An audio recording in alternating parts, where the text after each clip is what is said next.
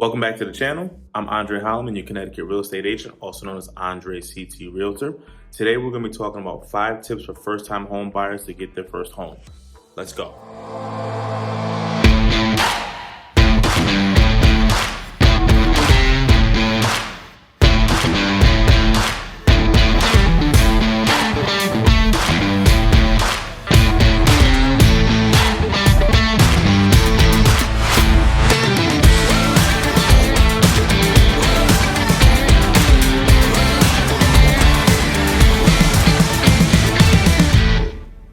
So as you begin to start the process of buying your first home, there are going to be a couple things that you actually need to make sure that you're aware of before you get the process started.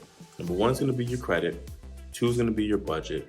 3 is going to be the actual home buying process. 4 is going to be the actual loans that you're going to be looking for. And then 5 is the team that you surround yourself with to make sure the process goes right for. All right, so first thing we're going to talk about is credit. What is credit? Credit basically is the bank looking at you and your worthiness to pay back the loan they're going to be giving you for the home.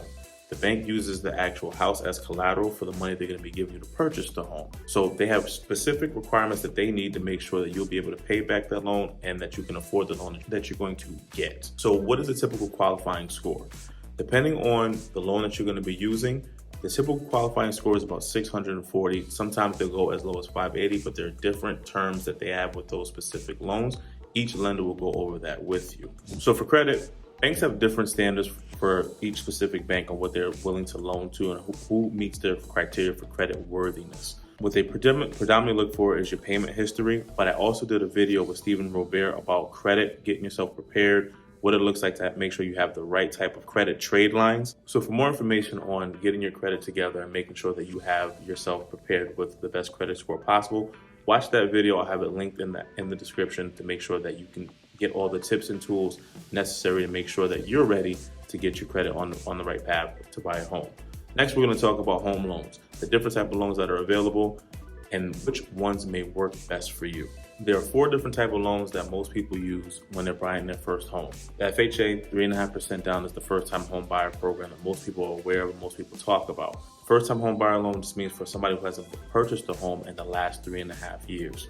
So if you haven't purchased a new home within that time, you would technically qualify as a first-time home buyer, which would be 3.5% down of total purchase price that you're looking to have. So the second type of loan is a conventional loan. Conventional loans typically have better terms for the borrower, but the borrower is actually putting down more money. Conventional loans can start anywhere from 5% all the way to 20% down on a property, depending on which loan product you use with the lender that you decide to go with. The third type of loan is the VA loan, the Veteran Affairs loan. That's all for any military, active duty, or anybody that served in the government in a veteran capacity. So the fourth loan is the CHAFA loan. That's the Connecticut Housing Financing Authority loans. So most people put CHAFA with down payment assistance, but down payment assistance is actually a product under the CHAFA umbrella. There are different other products that you can use within CHAFA. So in selecting the loan that's going to work best for you, it's best to actually have a conversation with your mortgage lender first, because they'll be the ones to actually look over your credit profile, where you're at financially, and what makes the best sense for your money to make sure that the payment that you're making actually makes sense for the budget that you have for your life. And the budget is one of the biggest things about buying your home that most people don't talk about. So a common misnomer that most people have before they even start looking for a home is that they look at the price of the home and start shopping for homes based off what they actually want. The biggest thing to do before you even start buying a home is consult your budget. Your budget will actually dictate what home you want to afford and what makes best sense for your lifestyle. I have this conversation with my clients constantly to make sure that they know they're buying a house that makes the best sense for their current situation and then their future destination they're looking to go to. Your money matters and you need to take care of that. So having your budget established from the beginning will allow you to make sure that when you speak with a lender, you actually have confidence in what you're willing to pay and what you can afford, that you don't sacrifice anything else that's going on in your world just to have a home. So having your budget established from the beginning, even when you're speaking to the lender, will allow the lender to actually backtrack based off taxes, the insurance, and the actual principal and interest payment, what type of home you're going to afford. Typically, when they give you the numbers, they give you either the max or close to what you can afford. But depending on what that number may be, that may not actually be the number you're willing to spend per month. So, for instance, if you qualify for $500 and that payment, let's say, is $3,000, you want to spend $2,500, you may actually be a $450 or $425 house. Now you get to understand, based off that number, what are the homes that are in that area or in that price range looking like, to see if that actually fits the profile of the home you actually want to move into and pay for per month, because you know it actually fits your budget.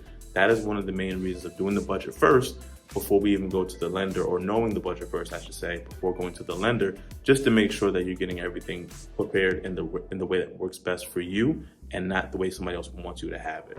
After you make sure your credit's in the space that you want, you talk to a lender to find out how much you can afford, and you already consulted your budget to know how much you're willing to pay. The next thing you want to do is sit down with a real estate agent.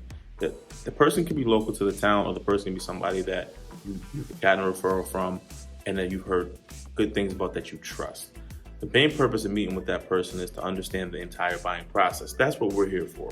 We're here to navigate the entire process from the beginning to the end, to make sure that you're getting the results that you're looking for in the time frame that you need. So the buying process is way more than going out and looking at homes.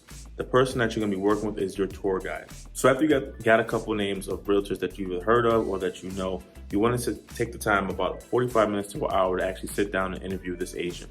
You want to ask them questions to make sure that you both are a perfect fit for each other, and that the person that you're deciding to work with, one, has your best interest in hand, and two, knows the market to make sure they can navigate it for you and help you make the best decisions possible to buy your home. Some of the biggest things that will help you out in that process or in that interview when you're working with that agent is think about the dislikes and the likes that you want known. What are your non-negotiables? What matter to you the most? What's going to be the home that you actually can afford versus the home that you want? Typically, those two things don't always align. The house that you want and the house you can afford typically are not the same thing, but you want to have that conversation with your realtor up front to let them know what are your must-haves and what are things that you will absolutely not deal with or that you don't want.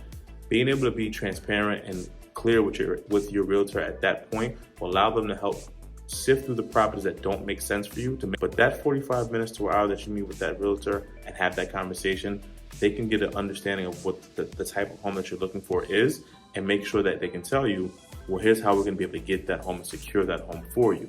So also discuss your time frames. Going through the buying process can seem like a lot, can seem very long, and depending on who you speak to, you can hear it was very easy and it's very simple, or you can hear war stories of how hard it was and how difficult it is.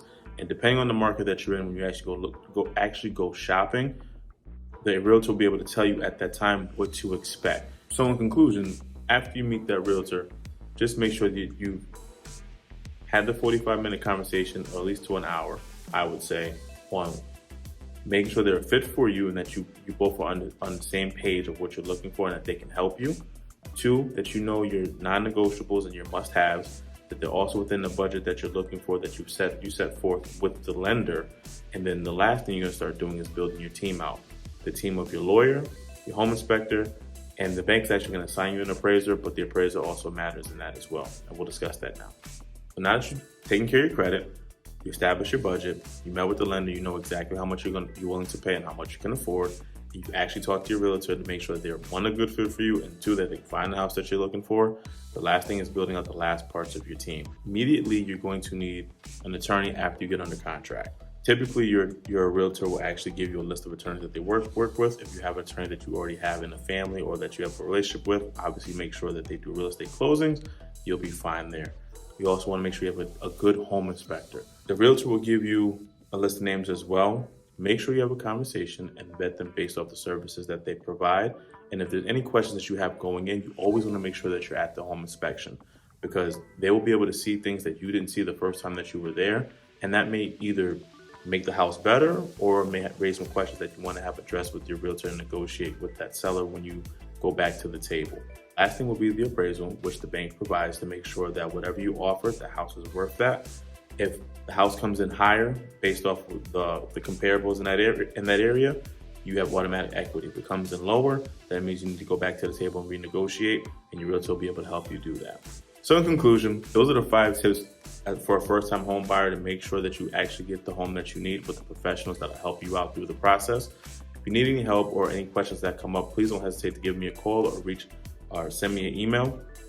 My information will be located in the description box below. Once again, I'm Andre Holloman, your Connecticut real estate agent. Enjoy your day.